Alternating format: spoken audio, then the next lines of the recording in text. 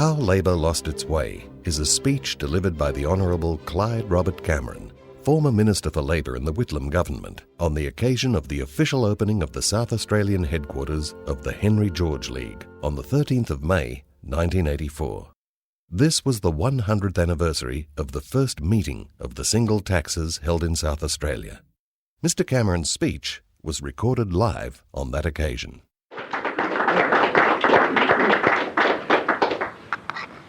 Mr. President, since my retirement from the National Parliament in September 1980, I have declined to take invitations to speak at public meetings or of any ceremonies. But the invitation to open this library and headquarters of the Henry George League of South Australia is a very special occasion for me, and one that brings me a great deal of pride and pleasure. It was on the 13th day of May 1884, exactly 100 years ago to this very day, that single taxes held their first meeting in South Australia. The very fact that we are celebrating the occasion is significant in that it demonstrates the fact that we still live, and while there's life, there's hope.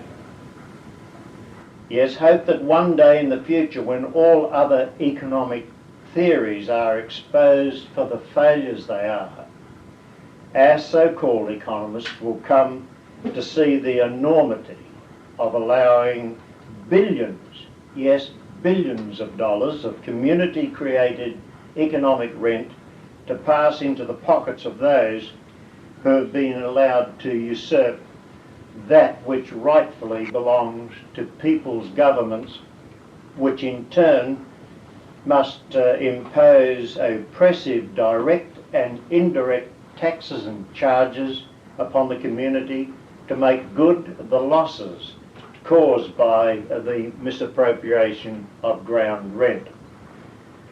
I refer, of course, to the practice that permits the economic rent of land to go into the pockets of individuals and corporations. At one of the very early cabinet meetings held by the Whitlam government in 1973, I proposed that the newly elected Labor government reintroduce the Commonwealth land tax, abolished by the Menzies government in 1953. My colleagues were impressed with what I had to say about using that tax to reduce other taxes that weigh so heavily upon the poor. They were impressed also by my argument that the collection of the economic rent of land would reduce the price of land for home builders. Frank Crean promised to have my proposals studied by Treasury. I knew then that nothing more would come of it, and I was right.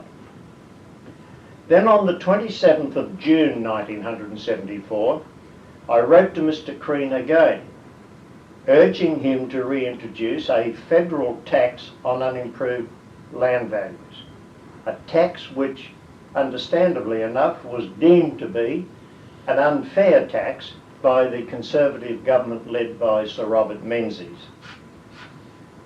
I said that as well as yielding several hundreds of millions of dollars in revenue, this tax would have the even greater advantage of easing pressures on resources caused by the rapacity of land speculators.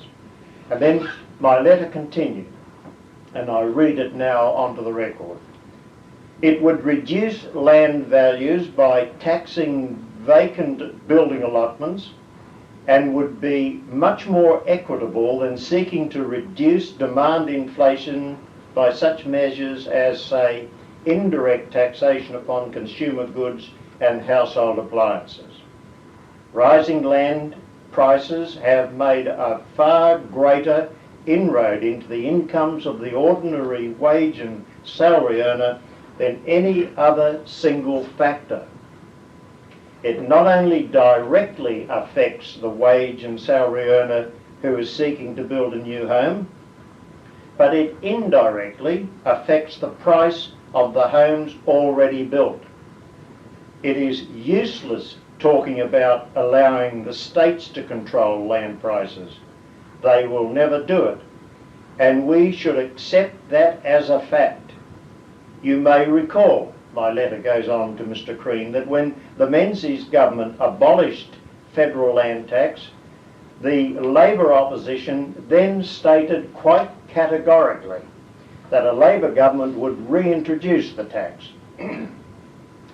As a matter of historical record, my letter continued, it should not be forgotten that in 1910 the Fisher Labor government was actually elected to office on the sole issue of taxation of unimproved land values, as well as being a more just method of receiving revenue that the imposition of indirect taxes has upon the necessities of life.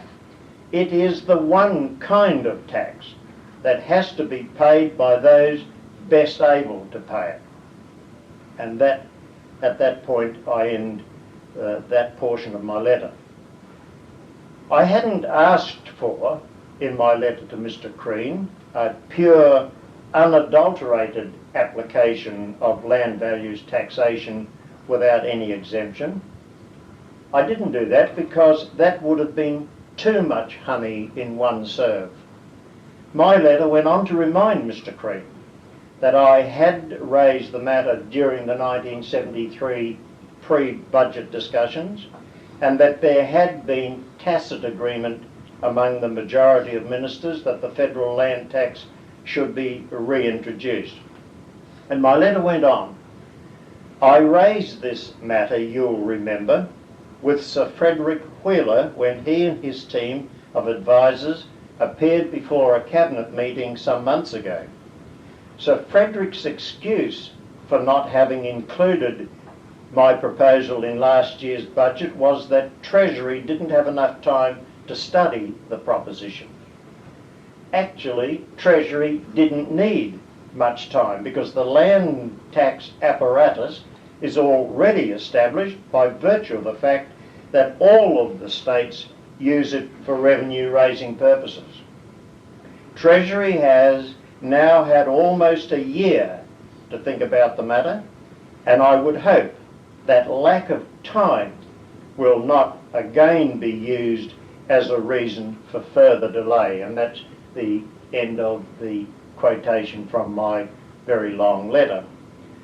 Mr. Crean, in a private talk with me subsequently, expressed the view that it would be an impossible task to fix the unimproved value of all land in Australia. He said it can't be done. You'd need 1 million tax assessors. But I said it's very easy to overcome this by simply adopting the formula proposed by one of the early leaders of the Labor Party, who proposed that every person who has possession of land, I won't call them landowners, but people who had exclusive possession of land, should be given the opportunity to place an assessment of the unimproved value of the land that he possesses for taxation purposes, on the understanding that the government shall have the right to acquire it at his own unimproved value assessment. And then there can be no argument about just compensation if we acquire land at a taxpayer's own assessment value of it and use it for public purposes. Needless to say, nothing happened. Mr. Crean, like most adherents of orthodox economics, had never really understood the economic rudiments of rent, wages and interest, and what's more, I'm afraid nothing has changed. We continue to embrace the false economic theories that are dragging us towards economic and social damnation. Some time ago I made a similar plea to Premier John Bannon. And he is the one man who might act in the matter, because he doesn't give the same ox-like responses to the orders given by Treasury advisers, which has characterised most of the federal and state treasurers in the past. I've recognised the correctness of Georgian philosophy from the time I was 13 years of age, when the late Harry Frick and Sam Lindsay introduced my mother to the irresistible logic of collecting the community-created value of land for the purpose of government. I served as secretary of the Gawler branch of the Henry George League, and I spoke from the single tax stump at the Botanic Park, the stump that was used by Jack Craigie for so many years. I knew and admired Jack Craigie, who served as secretary of the Henry George League of South Australia for more than a generation. And it always brings a sense of shame to me to remember that he lost his seat in the South Australian House of Assembly when my party, the Australian Labor Party, decided to give its preferences to his Liberal opponent. Our President, Mr. Bert Thompson, had resented the fact that he had dared to speak against a bill permitting religious instruction to be given in government schools. I took the message of Henry George to the vineyards of the Barossa and to the river districts as well as to the shearing sheds, where I repeated the simple truths contained in Progress and Poverty, The Science of Political Economy, The Condition of Labour, Protection or Free Trade, A Perplexed Philosopher, and The Land Question. Those simple truths caused my peers in the shearing sheds to regard me as something of a political genius. They'd never heard these simple truths of economics before, and as a consequence elected me to become an organiser of their union. And my union was my father's union, a union in which he was a foundation member. The validity and the transparent justice of George's philosophy can't be counted. It has stood by me throughout the whole of my political life, and the force of its logic remains undiminished. It is rejected only by those who can't comprehend the elementary rules of social justice. But no one can disprove the assertions single taxes make about the land question. No one can do that. Their only weakness lies in their failure to understand the emotive stigma that attaches to the word tax. A campaign based upon the collection of the economic rent of land in lieu of direct and indirect taxes would mean the same thing as the word single tax, but would not generate anything like the same selfish resistance, except, of course, from those rich plunderers of what should be going into the public purse. Our history books tell us that the maritime strike of 1890 became the catalyst that caused working men and women to see that power rests upon the legal right to jail or kill one's opponents, and that in a democracy, power is held by those in command or who have the confidence of the legislatures.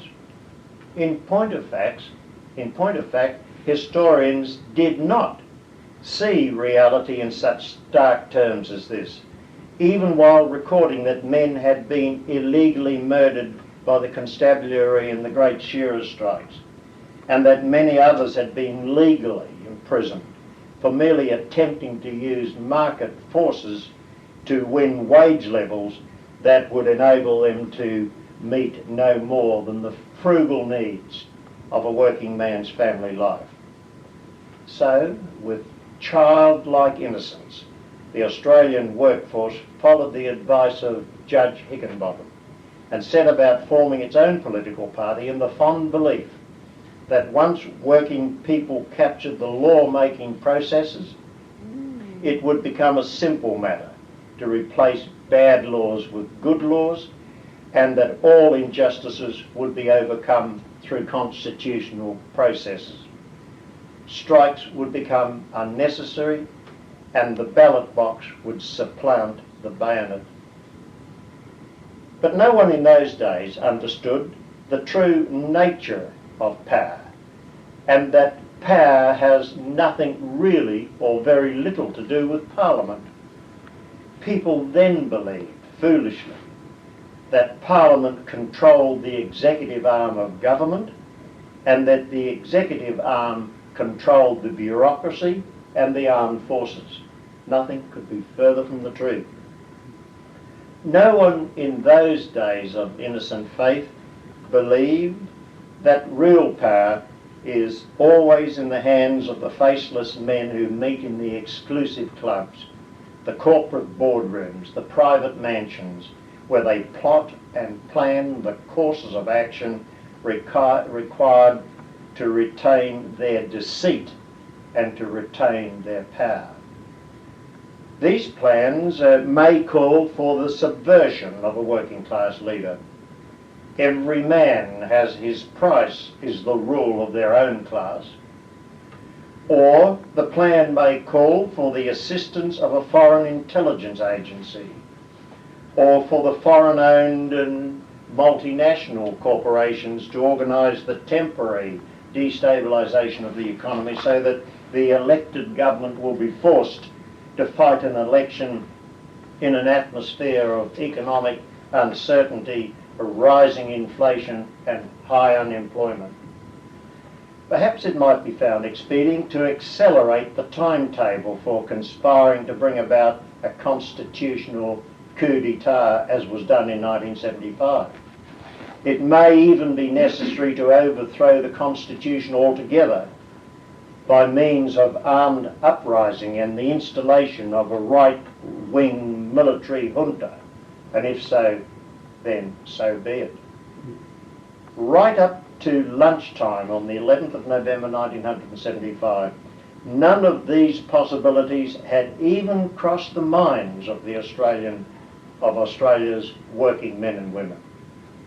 They believed that all they had to do was to work for an elected government of their choice, and that government would be permitted to remedy their complaints by peaceful means and would be allowed to remain in office until its normal constitutional term of office expired 3 years later. But it's an oversimplification to say that the lessons of the maritime strike of 1890 were the sole reason for the formation of the Australian Labor Party in the following year. In South Australia, the seeds of discontent were sown on the 28th of December 1836, when the first white settlers came ashore at Glenelg, because among them were unemployed working men in search of work in the new colony, men who had left Great Britain, the land of their birth, because they couldn't get work there, came here because they believed this would give them a better opportunity of finding employment. That's all they wanted, was the right to work. They weren't asking for the moon. They were asking merely for the right to earn an honest living. But South Australia was the only Australian colony that did not at any stage rely upon transported convicts for cheap labour. Every one of the other states did. And yet the real cost of employing what passed for free men was very much less than the cost of housing, feeding and guarding convict labour in New South Wales, Victoria, Tasmania and Western Australia. South Australia was able to prove, or the landlords of South Australia were able to prove, that wage slavery can provide cheaper labour power than any other form of slavery. Slave owners had the responsibility for feeding and housing their human beasts of burden and keeping them healthy enough to perform a full day's hard work.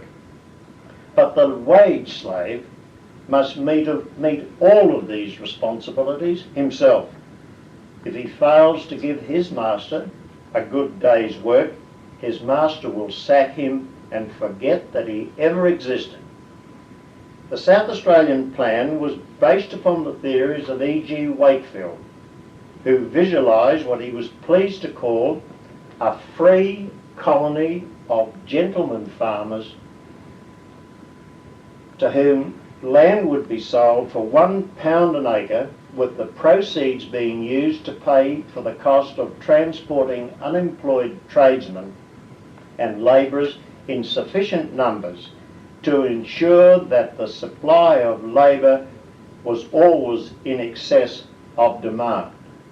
The law of supply and demand was known to the landlords under the Wakefield scheme, even if the law of supply and demand wasn't known to their labourers. And to meet the cost of keeping the supply of labour constantly in excess of demand, wealthy land speculators in Britain would be offered the right to purchase land in Adelaide square mile, that is the city proper, for £1 an acre on conditions that they purchased an 80-acre section in what was called the country for £1 an acre. And the so-called country areas were what now constitutes most of of Adelaide's present suburbs. In point of fact, the speculator who bought the town acre on which John Martin's store now sits in Rundle Street chose his 80-acre country section for an area which has Fitzroy Terrace on its southern border in Prospect. In this way, the administration found it easy to prevent working migrants from gaining access to their own land, and primary production became concentrated in the hands of a few families who monopolised the land and thus were in a position to prey upon the landless. In 1899, only 13 years after this colony was first settled, 42 families controlled 2 million acres of the 2 million acres that had been cleared and sold. All of it was owned by 42 families. They included such names, and South Australians would remember these, such names as Hawker, Baker, Murray, Bowman, Riddick, Angus, Dutton, Hughes, Duncan, Duffield and Gilbert. And as land was developed and the demand for labour increased, money from further land sales was used to bring in more of Britain's unemployed artisans and labourers in order to maintain a permanent pool of unemployed workers competing against each other in order to avoid starvation. The North American slaves had no such fear of starvation, and the convicts of South Australia's sister colonies were always assured of food regardless of whether work was organised for them or not. Freedom, the migrants soon discovered, meant no more than the freedom to starve and to work for slave rates of pay. Those who were unemployed, or those who were in fear of unemployed, were all scattered.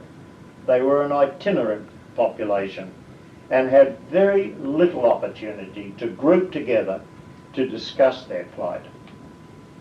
But this changed after the discovery of copper and when large numbers of working men were brought together to work in the copper mines. That was the first time that large numbers of labourers in South Australia were required to work in close proximity to each other throughout the whole of the week. And in 1846, the miners and carters employed at the Burra copper mines went on strike against an attempt by their employers to reduce their wages. And that was the first strike ever organised in South Australia. In the same year, tailors went on strike for a wage increase and won their strike. But neither of these strikes were organised in the way workers now conduct a strike.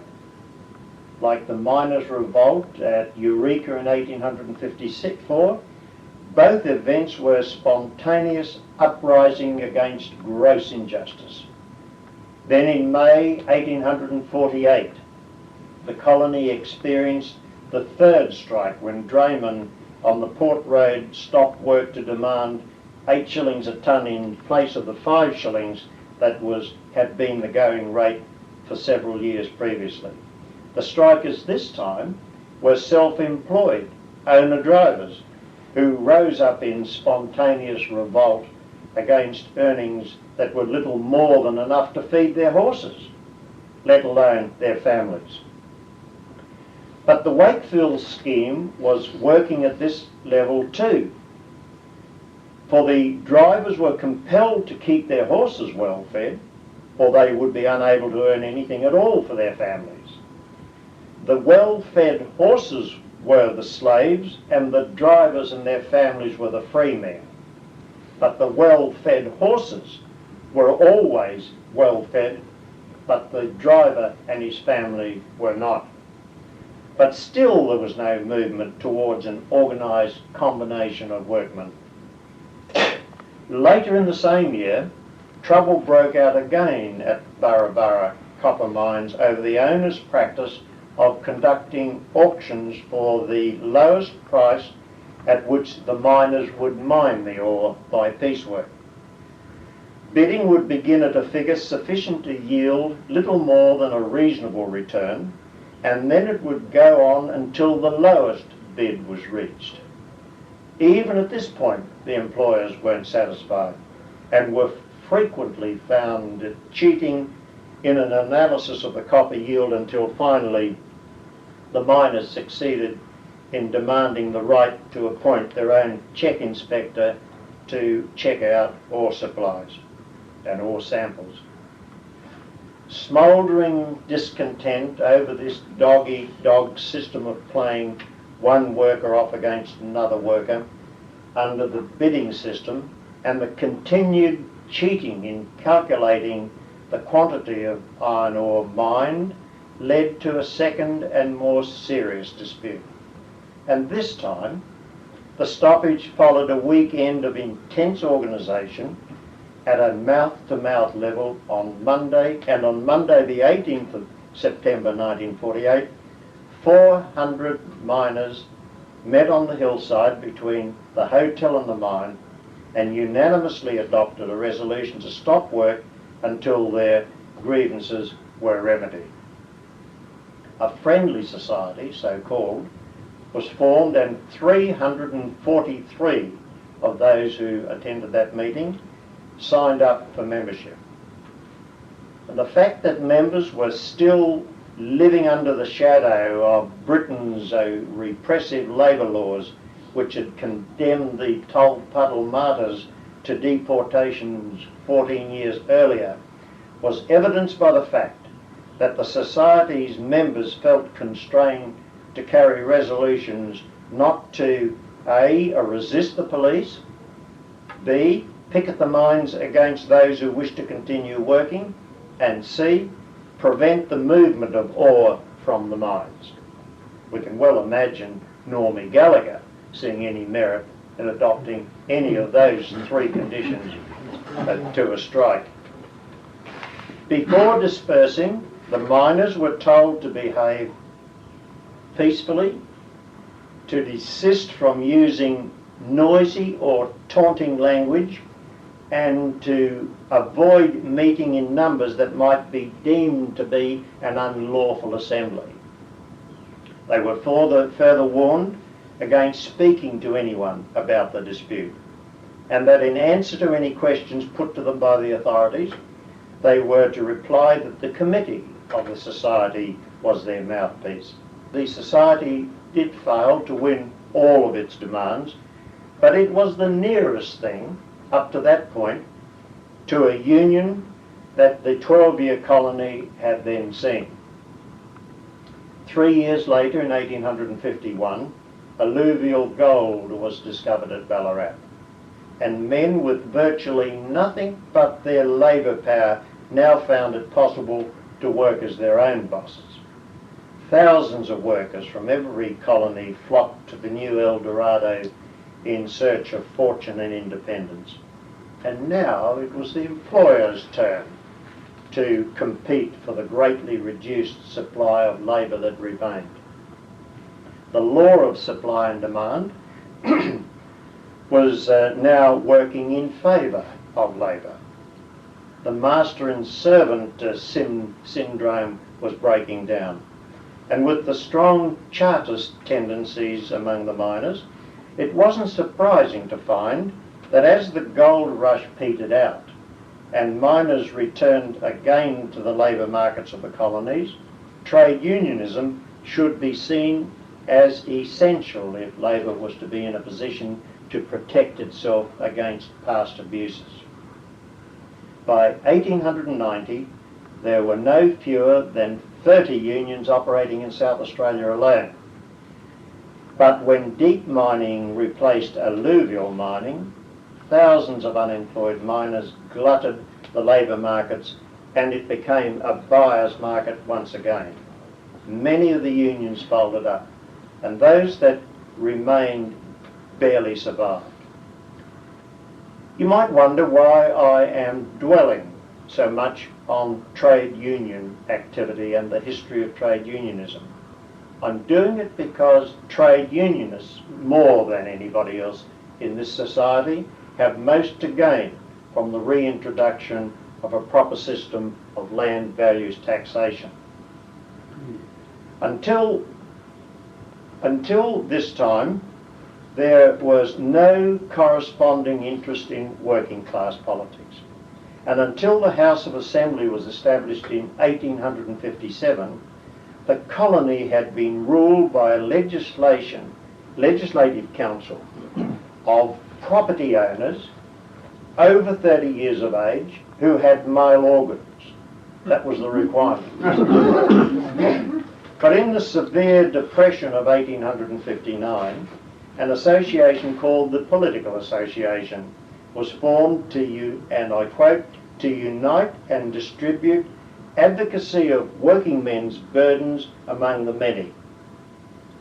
It fell apart when there was a temporary return to prosperity, but was resurrected for a brief period during the 1866 economic downturn, only to die away soon afterwards. A speaker at the 1866 revival meeting told his audience that, and I quote, "When working men have plenty of work, they forget about political associations." And this is a regrettable truth. While things are reasonably prosperous, working men don't turn their minds sufficiently to political and economic problems. It's only at times of deep depression that working men care to look at their own plight. Now, this brief glimpse into trade union history is sufficient to place the Wakefield Plan in its proper perspective. The scheme was simplistically elementary. It recognised the truth of nature that man is a land animal, that those who hold possession of the land therefore hold the power to impose a condition of slavery upon the dispossessed and to force them to make a choice between starvation and submission. The prosperity of the new colony, Wakefield reasoned, relied upon a landed gentry with a ready supply of cheap labour. And cheap labour, he explained, could be guaranteed so long as the labouring class could be denied land ownership so that the supply of labour could be kept always above the demand for labour. So, to ensure that emigrating labourers from Britain remained at the beck and call of the employing class, it would become necessary for land commissioners to keep the price of land above the level at which labourers could afford to become self-employed proprietors. That was the simple scheme that the Wakefield planners had evolved upon. Proceeds from land sales were to be paid into a special fund for meeting the cost of bringing more and more migrant labour to the colony at public expense in order to maintain that balance between labour and the landlords, as would keep the available land at a lower level than was required to give employment to those seeking employment. Land prices, the planners decided, would be uniform regardless of location or fertility, and only the size of the allotments would be varied, but the price per acre would remain the same. In no circumstances was Crown land to be offered at public auction. In no circumstances were labourers to be given the opportunity of buying their own land and being self-employed. And in the event of labourers saving enough money to buy sufficient land to become farmers in their own right, the land commissioners would be expected to raise land prices to whatever figure was sufficient to keep the land beyond their reach. The constant aim was to strike a balance between the supply and demand for labour so that there would always be some unemployment, but not quite as much as that from which the emigrants had escaped in the land of their birth. However, and this is the important thing to note, the essential element of the Wakefield plan was to always keep the level of unemployment high enough to prevent demand for wages. And indeed, at one stage, Wakefield began to doubt the success of his scheme, and he actually went so far as to suggest that it might be necessary to buy Negro slaves and bring to South Australia, because these, he argued, would overcome the problems beginning to emerge through migrants, some of them, a few, becoming small landowners. Wakefield visualised a leisured class of cultured middle-class gentlemen who could transplant the ethos of British aristocracy in the new colony with properties of about 20,000 acres, an elegant homestead, game preserves and tenants.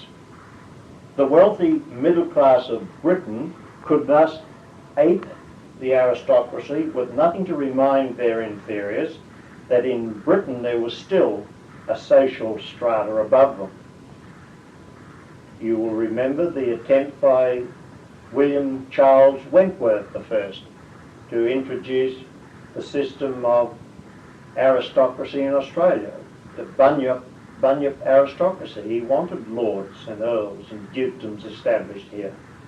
Their children would be educated in the best English colleges and universities where they could acquire the speech and mannerisms of the aristocracy before returning to their South Australian world of make-believe. I'm always amused by the way some Australians try to ape the well-educated English people. Only like this week, a lady told me that she had been trying to teach her Member of Parliament's son to pronounce his vowels correctly. And she had listened to a speech and she sent a message through the messenger at the House of Representatives to say to her son, "Michael, that was a good speech and your vowels are better." The man couldn't understand her enunciation correctly, and the message that Michael Hodgman got was a good speech and your bowels are better. There it was. But the Wakefield plan did have one saving grace, which in the long term would have given some compensation for its objectionable features. It did propose that the colony should make the landowners pay the cost of government through a tax on unimproved land values. Wakefield was an admirer of Adam Smith, but he subscribed also to the physiocratic school of philosophy and economics, the main doctrine of which called for a single tax on unimproved land values and a government that ruled according to the laws and principles of nature. The leader of this French school of thought was Francois Quincy, who taught that the land of the earth planet had been created for the benefit of all God's children and must never become the private property of any one of them. He acknowledged the need for exclusive possession as distinct from exclusive ownership, but held that those holding such possession must pay to the rest of society an annual rent equal to the economic advantage which possession gave to the possessor. Fertile land close to the marketplace had an economic advantage over the same quality land located many hours distant from the marketplace. And fertile land had an economic advantage over poor quality land that was similarly distanced from the marketplace. And in each such case, the possessor of the land with the greater economic advantage would be required to pay to the Treasury a rent that would fully reflect this very special advantage gained from that possession. And I believe that as single taxes, we haven't properly explained the Ricardo law of rent. Ricardo's law of rent is a very simple thing to explain. And if it were explained, those who fear that the introduction of a tax on unimproved land values was going to hit them harder than the unseen tax on sales tax and tariff duties in which we can't see or gauge or measure, would then realise that they have everything to gain from what we are proposing. The same principle would apply in the case of non-agricultural land. The stallholder or shopkeeper whose place of business was situated in the busiest part of the town or city would have to pay an economic rent equal to the very special advantage enjoyed by him from having his stall or shop in that location. A shop in the centre of the busiest street or shopping mall of a city would pay much more than one situated in one of its back streets or in the suburbs. In other words, the physiocrats would simply take for the community the full economic rent created by the community and use this for defraying the cost of government instead of taxing consumer goods and people's incomes. A land occupier could please himself how he used the land, but he would be required to pay an annual rent equal to the amount that somebody else was willing to pay for the same piece of land or for the right to have possession of the same piece of land. The rent payable would not be affected by any improvements that the occupier might place upon the land, but his rent would be affected by the extent that public facilities, roads, bridges, railways, footpaths, etc., added to the value of its location. What's more, the occupier couldn't pass this increased rent on to his customers because they'd always have the choice of purchasing the same goods from a suburban or back street shopkeeper who was paying a lower ground rent into the public purse. Wakefield's plan preceded Henry George's Progress and Poverty by of 1879 by more than 40 years. Henry George, who is now recognised as the father of the single tax movement, also gained his inspiration from Adam Smith and the physiocrats, and in 1890 delivered a public lecture in Adelaide on the advantages of raising revenue from taxation based upon the unimproved value of land. Indeed, the infant Australian Labor Party adopted this portion of George's philosophy as a principal plank of its first platform. And I heard the Secretary of the South Australian branch of the Labor Party talk about the first platform that the Labor Party had. He said it had 5 planks, but he couldn't remember that one of them was the taxation of unimproved land values. Alas, that portion of the Wakefield plan was rejected by the landed gentry, who were the only ones in the colony who had the ear of the governor. And even when the governor's authority was made subject to the views of a nominated and later elected male-dominated legislative council of property owners, nothing changed. Indeed, would anybody expect it to change? The land owners were the only ones eligible to sit in the Legislative Council. They were the only ones eligible to vote in the Legislative Council, and they had to be 30 years of age, and they had to prove that they had male organs. Right up to the year 1905, the federal platform of the Labor Party did call for a flat rate of taxation on the unimproved value of all land. But in that year, its federal conference, that is in 1905, changed the platform by calling for a graduated form of unimproved land values. And that's why the title of this talk has been called How Labor Lost Its Way. This was an utterly, or else it was a dishonest decision based upon the belief that the suburban householder was too stupid to understand that it was better to pay a small amount of land tax for his suburban building block than to pay a large amount of income tax and of indirect taxation. Or delegates may have been unable to explain that while the ordinary suburban homeowner would attract only a small tax in place of the large amount of indirect taxation that he now pays, the tax payable by the wealthy insurance companies and by the hotels and the breweries and the newspaper offices and the banks and the retail emporiums situated in the central business districts of the large cities would pay an enormously higher amount in land rent than they would gain individually from not having to pay indirect taxation. And whereas the rich would save very little through the abolition of indirect taxation, the aggregate saving for the poor would be astronomical.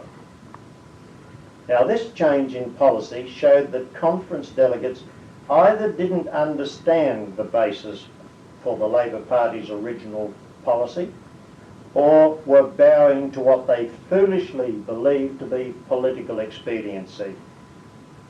Senator George Pearce, who was then still in the Labor Party, certainly understood the basis of unimproved land value taxation, and he did his best to urge the 1905 Federal Conference of the party to apply the tax without exemption.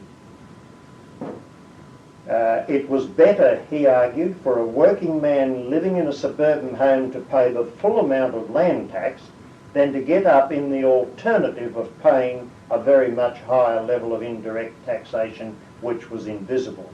What did Pitt say?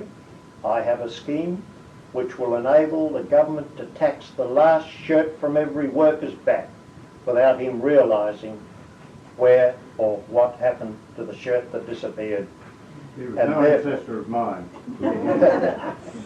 And therefore it was capable of manipulation in such a way as to relieve the rich landowner of meeting his proper land tax committee commitments to the community. But King O'Malley, he opted for demagoguery. Anyone who read the life of King O'Malley won't be surprised to hear me charge him with being a demagogue. And he told his credulous colleagues at that conference that they should forget the little bantams, I quote his word, the little bantams, and concentrate on the holders of valuable city sites. He said, "It is the big gilded roosters of the Brahmaputra order we should be out to get." Labor's muddle-headed leader, J.C. Watson at that time, at once fell for O'Malley's sophistry, adding that the parliamentary party had a hard enough job fighting the battle of socialism versus anti-socialism without having further burdens heaped upon its shoulders. And on that note, the debate closed with the conference dropping its commitment to collect the full economic rent of all unimproved land values in favour of what they were pleased to call a progressive, or in other words, a graduated system of land values taxation. 27 of the 36 delegates were Labor politicians, and yet they couldn't see that it would be better for the little bantams to pay the full cost of their small share of unimproved land values than to be burdened with infinitely greater burdens in the form of unfair income tax plus unjust tariff duties and other crushing forms of indirect taxation. For once any sound principle is diluted at all, it doesn't take very long for it to eventually lose all of its character. And that's what's happened to Labor's original commitment to the only natural way of raising revenue, namely to take for the community that which belongs to the community, the community created value of land, leaving sacredly to the individual that which belongs to the individual, namely the full product of his labour power. Then in 1908, the Federal Conference took Labor's folly one step further. It changed the platform to call for, and I quote, a graduated land tax on all estates of £5,000 in value on an unimproved basis. By this time, Labor's confusion had become compounded. Delegate J. Grant, who moved the motion, said that a progressive land tax was not for revenue, but was for, as he put it, bursting up the large estates. Labor's leader agreed, but he, at any rate, preferred to leave the platform as it was.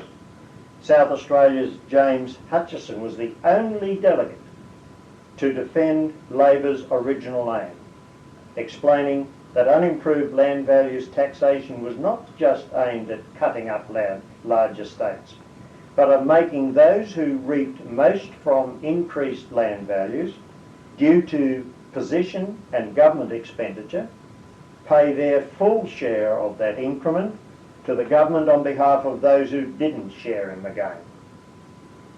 And at the 5th Commonwealth Conference in 1912, Delegate J. Cornell from Western Australia moved to restore Labor's land taxation policy to its original form.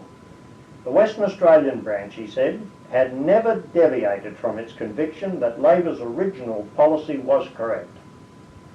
It had advocated a land tax without any exemption at all and had done so in season and out of season. He continued, the only thing that gave land a value was community demand for it. And for this reason, the unimproved value of land should be collected by the community and used in the interest of the community that created it by placing it in the revenue of the country. And he concluded, every labourite should have in front of him the ultimate taxing of the whole of the taxable value of land. He explained that he wasn't asking for a tax on land acreage or upon the buildings or other improvements placed upon a piece of land, but merely a tax upon the community created value of land, that is, its unimproved value. He said that 1/10 of an acre in the busiest part of Sydney would have a higher unimproved land value than 10,000 suburban building blocks put together, or 1 million acres of grazing land in the far west of New South Wales. This was driven home to me in a practical way when the West Torrens Council, at our prompting, held a plebiscite to decide whether it would introduce unimproved land values rating for purposes of the West Torrens Corporation. We succeeded in putting that through against the bitter opposition of Vernon Shepherd, the then town clerk at West Torrens. Land in Presh Road, Lockleys, which was being sold for £85 an acre before the council introduced its unimproved land values rating system, was bought by me for £40 a block because the rate had fallen by more than a half, because the land speculators who had bought up large broad acres of land at West Torrens found that they couldn't afford to pay the annual unimproved land value rating upon the land and keep the land off the market any longer. And just as the law of supply and demand operated against the benefit of workers seeking employment, so the law of supply and demand very quickly began to operate against the interests of the land speculators. But once again, lack of principle, or perhaps even a misunderstanding of what was expedient, saw Conference reaffirm its commitment to a graduated tax with a £5,000 exemption. Now, I hope you will forgive me for giving you this history of the Labor Party's, of how the Labor Party lost its way. No one else has ever troubled to study this aspect of the Labor Party's history before. A South Australian delegate named H. Jackson made another attempt to abolish the exemption when the conference met in Adelaide on the 1st of June 1915. His motion was seconded by a Labor stalwart called Arthur Ray, who was later a senator for the Labor Party. He was a foundation member of my father's union, the Australasian Shearers Union. And he declared that the exemption had led to bogus partition of large estates in order to avoid land tax. Because the land tax was only payable on land of less than £5,000 in unimproved value, the wealthy land sharks cut up their various holdings into several small pieces of land that were all worth less than £5,000, and as a consequence were able to avoid paying any land tax at all. And Arthur Ray pointed out that while governments were spending millions of taxpayers' money on building new roads and providing other public facilities, the land speculators were reaping the benefit for themselves and forcing home builders to pay exorbitant prices for the enhanced value of building blocks affected by such public expenditure. But once again, the politicians' view prevailed, and that Labor conference did nothing to rectify its earlier mistake. And then 3 years later, another South Australian, Tom Greeley, who was the uncle of Father Joe Greeley, who is a worker priest in South Australia, was the brother of Matt Greeley, who was the Secretary of the Furnishing Trades here, and who had been president of the Labor Party for one term, got within 2 votes of removing the exemption. He was supported by Senator Jack Barnes, by Stan Whitford, who was later a Chief Secretary in South Australia, by Donald Cameron from Western Australia, Arthur Ray, Ted Holloway, Norman Macon. But Greeley's motion was opposed by Jim Scullin, by Morris Blackburn, by J.H. Katz, by J. Curtin, and by the Labor Party's then federal leader Frank Tudor. But Greeley gave a brilliant exposition of Georgian philosophy. The principle of land taxation, he told delegates, was fair and should apply to all taxable land without exemption. A very small percentage of the population owned the vast percentage of the total unimproved value of land, with the vast majority being either landless or owning land which, if the evils of land speculation were eliminated, would be no more than nominal in terms of unimproved value. Greeley's motion was defeated by 17 votes to 15, with South Australia being 3 delegates short of the full delegation. It didn't have enough money to send its 6 delegates. But a year later, Greeley again moved for the abolition of the exemption, and this time his motion was carried by 20 votes to 13. And so we reverted to what was our original position, the true Georgian position of taxing all unimproved land values without any exemption at all. But this, unfortunately, this decision was reversed at the special conference that was held 4 months later, by which time, regrettably, Tom Greeley was no longer a delegate and never attended another federal conference. The 1921 conference defeated another move to abolish the exemption by 14 votes to 13, this time with South Australian delegates Mick Murphy, Sid McHugh, Harry Kneebone and Teddy Yates voting for the retention of the exemption. South Australia, had it remained loyal to its original position, would have been sufficient to reverse the position again to what we originally stood for. And the Labor Party clung to its infamous exemption policy for 47 years. And then in 1955, a totally disorientated conference held in Hobart, racked by internal dissension over the DLP and the trouble caused by Mr. B.A.M. Santamaria, increased, or at least the report said, not even the report said it.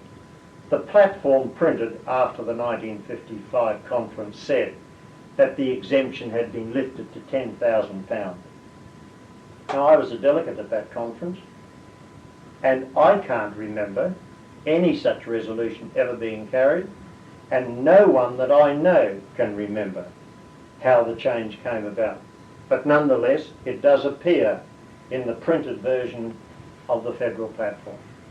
Very often, accidents like this, or mistakes, or conspiracies, are often a blessing in disguise, because to give a £10,000 exemption was so bad that it enabled me at the 1957 conference to remove the exemption altogether.